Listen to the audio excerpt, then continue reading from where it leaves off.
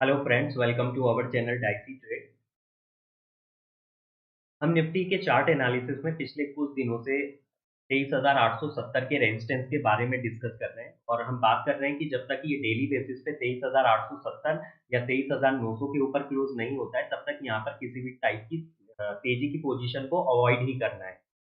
और निफ्टी पिछले 4 दिनों से अगर आप देखेंगे तो अपने 200 डे मूविंग एवरेज के आसपास ही ट्रेड कर रहा है और वहीं आके डेली बेसिस पे क्लोज हो जाता है।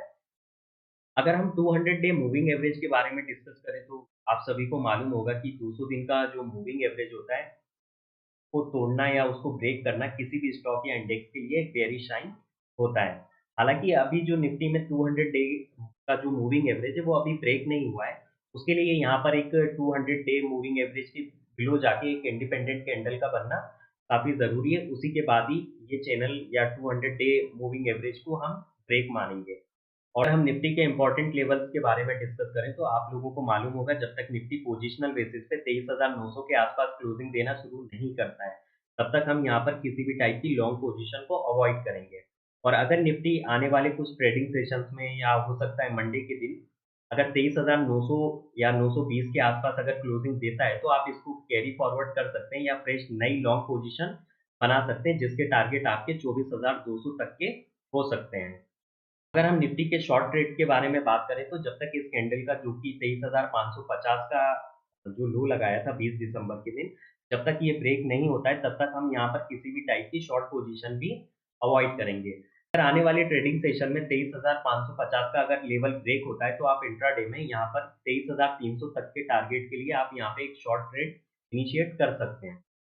अगर आने वाले ट्रेडिंग सेशन में निफ्टी अगर इसी रेंज के आसपास रहता है, जो कि 23,700 से लेके 800 के आसपास है, आप यहाँ पे किसी भी टाइप की इंट्राडे की पोजीशन को अवॉइड ही करिए, क्योंकि यहाँ पे जो कॉल और पुट साइड के जो प्रीमियम है उनका काफ़ी हेवी लॉस हो रहा है।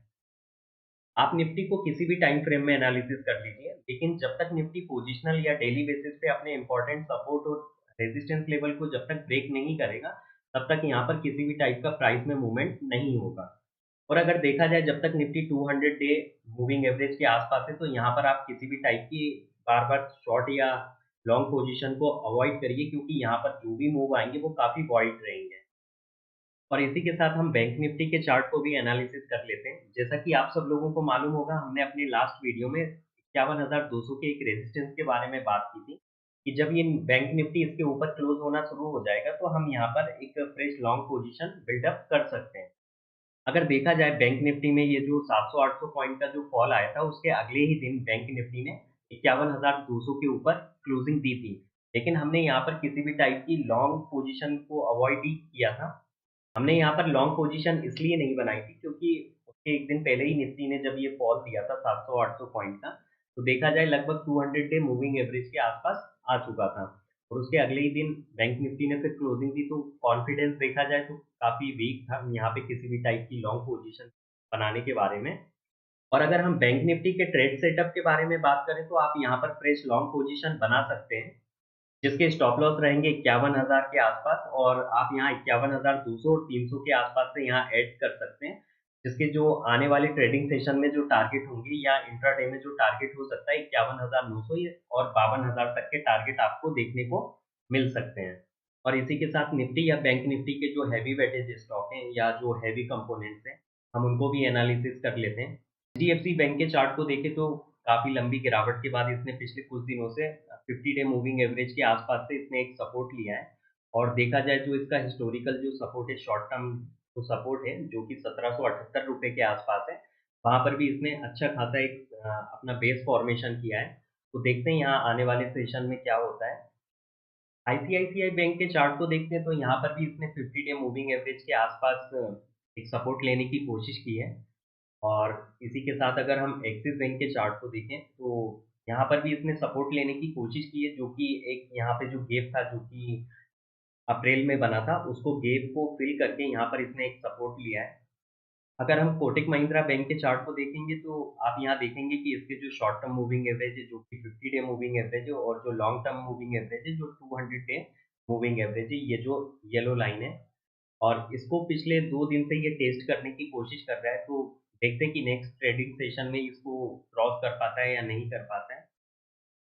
अगर आप इंडस बैंक के चार्ट को देखेंगे तो यहाँ पर जो पिछले कुछ 3-4 दिनों से जो एक बेस फॉर्मेशन हो रहा है, अगर हम इस चार्ट को नैरो डाउन करके देखने की कोशिश करते हैं तो आप यहाँ पे देखेंगे इसका जो एक हिस्टोरिकली जो सपोर्ट है, क्योंकि इसका ₹920 के आसपास है, ये काफ़ी स्ट्रॉन्ग सपोर्ट ज़ोन है।